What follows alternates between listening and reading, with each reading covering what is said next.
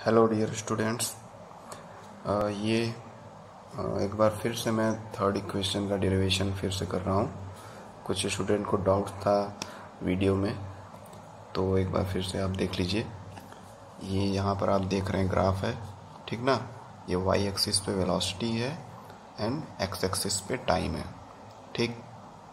और ऑब्जेक्ट का ओरिजिन क्या है, ओ या जीरो कर सकते हैं, इनिशियल पॉइंट। यहाँ से यहाँ ऑब्जेक्ट गया है तो यहाँ पे जीरो या ओ से डी तक की दूरी को हम लोग क्या माने हैं, इनिशियल वेलोसिटी, ठीक। वहाँ से ऑब्जेक्ट एक्सेलरेट किया है और बी पॉइंट तक पहुँचा है।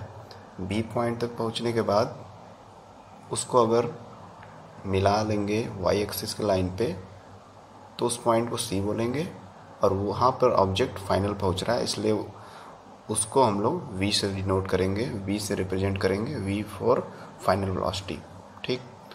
और यहाँ ओ से लेकर के टी ई पॉइंट जो है उसको हम लोग टी से रिप्रेजेंट करेंगे, यानी ये टाइम को डिनोट कर रहा है ये लाइन सेगमेंट, ठीक।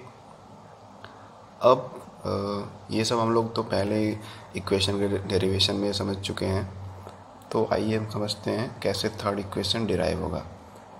तो फ्रॉम द ग्राफ से हम लोग ट्रेपेजियम लेंगे, जिसको मैंने रेड कलर से रिप्रेजेंट किया है। ये trapezium A B D O E, ठीक है ना। तो ये ट्रेपेजियम एक है ग्राफ में बना हुआ, और इसका एरिया जो है वो डिस्टेंस के बराबर है। इसी के बेसिस पे हम लोगों ने सेकेंड इक्वेशन को डिराइव किया था, ठीक ना। तो वही यहाँ पर भी करना है। पिछले डेरिवेशन में सेकेंड इक्वेशन के हम लोगों ने क्या किया था, area of this right angle triangle A B D plus area of this rectangle, इन दोनों का एरिया को सम किया था, जो इस ट्रेपेजियम के एरिया के इक्विवेलेंट था या इक्वल था। लेकिन यहाँ पर हम लोग डायरेक्टली एरिया ऑफ ट्रेपेजियम का फार्मूला लगाएंगे, जो आप पढ़ चुके होंगे। तो आइए देखते हैं। Distance is equal to area of trapezium A B D O E, और एरिया ऑफ ट्रेपेजियम का फार्मूला क्या होता है, half into sum of parallel sides into height. तो पैरेलल साइड कौन कौन से हैं, एक ये है ओ डी है और एक है बी ई, ठीक। इंटू हाइट, हाइट क्या है, ये परपेंडिकुलर डी ए। ये डी ए के इक्विवेलेंट क्या है, ये ओ ई। तो ये दोनों लाइन एक दूसरे के सामने हैं और ये रेक्टेंगल के पार्ट हैं, तो दोनों इक्वल होंगे। तो ये दोनों ही टाइम टी को रिप्रेजेंट करें, क्योंकि ओ ई का जो गैप है वो टी के बराबर है, ओ सी के बराबर डी ए भी है। तो दोनों का वैल्यू हम लोग टी ही ले सकते हैं, तो ओ ई ले सकते हैं। तो यहाँ पर हाफ इंटू ओ डी, ये पहला पैरेलल साइड, और इसके पैरेलल दूसरा क्या है, बी ई इंटू हाइट क्या है, डी ए, या फिर उसके इक्विवेलेंट ओ ई, तो ओ ई ले लिए हैं, ठीक। वैल्यू को पुट करते हैं, हाफ इंटू ओ डी के वैल्यू को हम लोग क्या माने हैं, इनिशियल वेलोसिटी यू। तो ओ डी की जगह पे यू रख दिए। देन बी ई, ये बी ई लाइन देख रहे हैं, ये किसके इक्विवेलेंट है, सी ओ के इक्विवेलेंट है। सी ओ का वैल्यू क्या माने, इनिशियल ओरिजिन से लेकर सी की वैल्यू क्या है हमारी, वी है, फाइनल वेलोसिटी वी से रिप्रेजेंट कर रहे हैं। तो जब ये भी है तो ये भी इसके इक्विवेलेंट इक्वल है, तो ये भी वी ही होगा। तो बी का वैल्यू क्या लेनी है, वी इंटू ओ ई को हम लोग टी से रिप्रेजेंट किए हैं, टाइम टी से, तो ये हो गया हमारा टी, ठीक। तो ये s is equal to half into u plus v into t हो गया। इसमें मैंने रीजन लिख दिया है, आप इजली देखकर समझ सकते हैं कि O D is equal to U and B is equal to C O और ओ सी, या तो यहाँ से यहाँ देख सकते हैं, यहाँ से यहाँ, और which is ultimately equal to v, final velocity. ये हम लोग इसको, ये जो आया है s is equal to half into u plus v into t, इसको पहला इक्वेशन मान लेते हैं, ठीक। अब हम लोग क्या करेंगे, एक्सेलरेशन निकालेंगे। एक्सेलरेशन के फार्मूले से टी का वैल्यू निकालेंगे और इसमें पुट करेंगे। तो हम लोग जानते हैं a is equal to v minus u upon t, ठीक।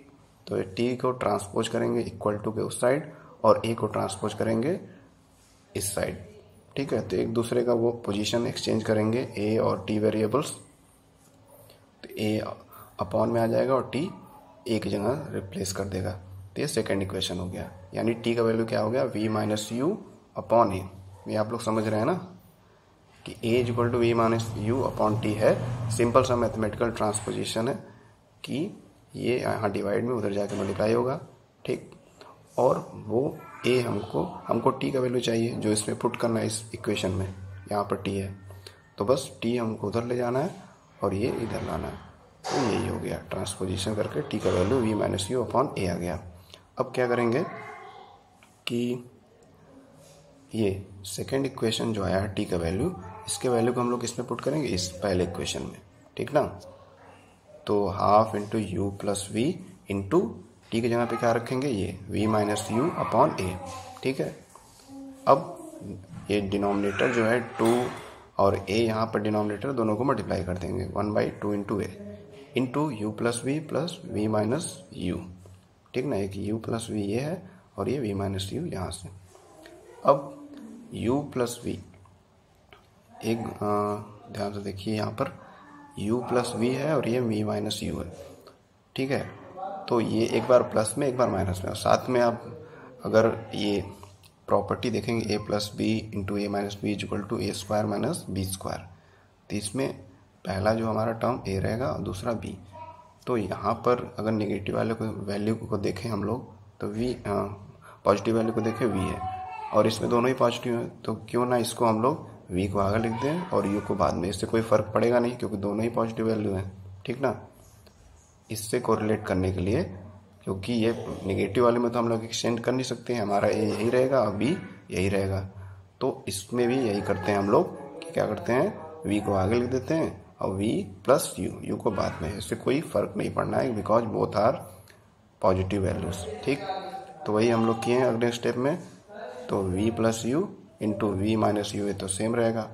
अब ये a प्लस बी और a माइनस बी जैसा लग रहा है, और a plus b a minus b किसके बराबर होता है, a square minus b square. ये आप प्रॉपर्टी मैथमेटिक्स में पढ़े होंगे, ठीक है। तो वही इनका अल्टीमेट फाइनल आंसर क्या आ जाएगा, प्रॉपर्टी के बेसिस पे 1/2a into v square minus u square, ठीक। अब फिर से ट्रांसपोजिशन करते हैं। ये 2a यहाँ पर डिवाइड में है, ये s के साथ जो डिस्टेंस हमारा है जिसको कैपिटल s से हम लोग रिप्रेजेंट कर रहे हैं, उससे ये 2a मल्टीप्लाई हो जाएगा। यहाँ डिवाइड इक्वल टू उस साइड जाकर क्या हो गया, डिवाइड का उल्टा मल्टीप्लाई, तो यहाँ पे ये मल्टीप्लाई हो गया s into 2a is equal to v square minus u square, ठीक। इसको इस तरह लिख दिए 2as is equal to v square minus u square. या फिर इसको और सिंपल करना रहे, माइनस वाले वैल्यू को सही करना है ताकि माइनस में ना दिखे, तो क्या करेंगे, वी स्क्वायर यही रहने देंगे और यू स्क्वायर जो माइनस में उसको इक्वल टू के दूसरे साइड ट्रांसपोज करेंगे, और जैसे ट्रांसपोज करेंगे ये माइनस से क्या हो जाएगा प्लस। तो v square is equal to u square plus 2as। चाहे ये लिख सकते हैं इक्वेशन, थर्ड इक्वेशन, या ये दोनों ही सिमिलर है, केवल इसमें ट्रांसपोजिशन हुआ है। तो इस तरह से आपका ये थर्ड इक्वेशन डिराइव हो गया है। आई होप आप लोगों को अब क्लियर हो गया होगा, कोई डाउट्स नहीं होगा। Thank you.